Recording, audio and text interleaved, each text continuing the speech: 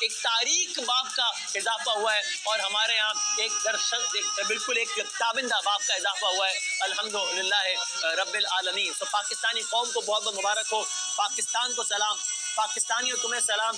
ہم مختلف box of life کے لوگوں سے بات کریں گے. خواتین آئی ایم سو ہیپی کہ میرے ساتھ اس وقت موجود ہیں پاکستان کے سپر سٹار.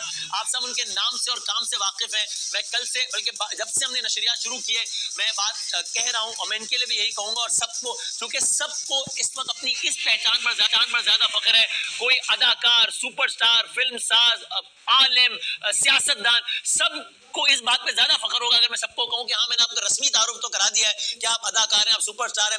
آج اصل تعارف یہ ہے کہ ہم سب پاکستانی ہیں, ہم کوئی سندھی, بلوچی, پنجابی ہم نہیں, ہم سب پاکستانی ہیں. تو آئی ایم شیور کہ ان کو بھی اس بات پہ فخر ہوگا. میں نے اس لیے کہا, اور آپ اس سے اندازہ لگائیے کہ ہر شخص کتنا اپنے وطن کے لیے پریشان مضطرب رہتا ہے.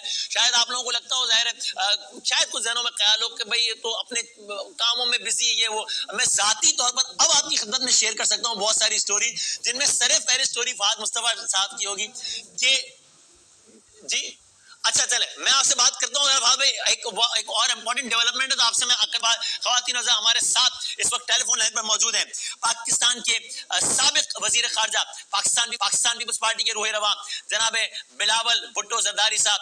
بلاول صاحب السلام علیکم. بلاول صاحب, کین یو ہیئر می؟ السلام علیکم. Thank you for having me.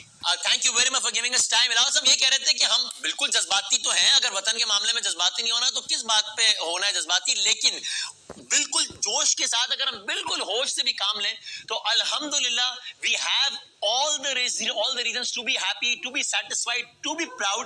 اس لیے کہ ہم نے فضا کے محاذ پہ رافیل گرا کے شکست دی اور وہاں سے جو معاملہ شروع ہوا تو اب سفارتی محاذ پر یہ جو سیز فائر ہوا ہے الحمدللہ اللہ تعالیٰ نے ہر محاذ پر ہمیں کامیاب کیا ہے, کامران کیا ہے الحمدللہ. بلاول صاحب Thank you. بالکل, میں تو یہ جو اعلان ہوا ہے سیز فائر بھارت اور پاکستان کے درمیان, اس کے بارے میں سب سے پہلے تو پاکستان کے عوام ہمارے جو سودا ہے اور ساتھ ساتھ ہمارا افواج پاکستان, ہمارا ایئر فورس, ان سب کو مبارک بات بھی دینا چاہوں گا, سلام پیش کرنا چاہوں گا ان کا بہادری کو, ان کو قربانی کو, جس طریقے سے بھارت کی اگریشن کو, بھارت کی ریاستی دہشتگردی کو مل کی جواب دیا. اور اگر ہمارا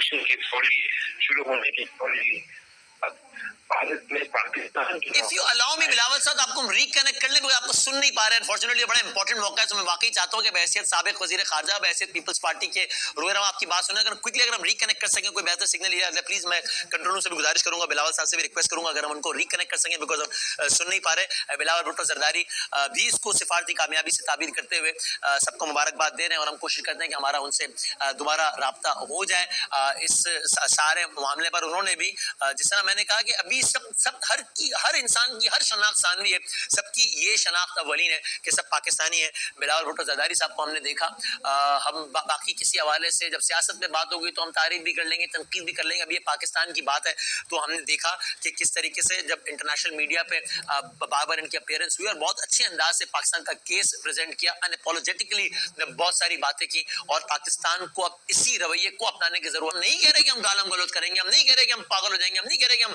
ان لوگوں کی طرح چیخنا چلانا عجیب و غریب باتوں پر شروع ہو جائیں گے. جذباتی ضرور ہوں گے لیکن حقیقت پر مبنی باتیں کریں گے, لیکن ہم اپولوجیٹک بھی نہیں ہوں گے. ہم یہ بتا دیں گے کہ اگر ہم بالکل جنگ نہیں چاہتے, ہم بالکل ایڈونچر نہیں چاہتے,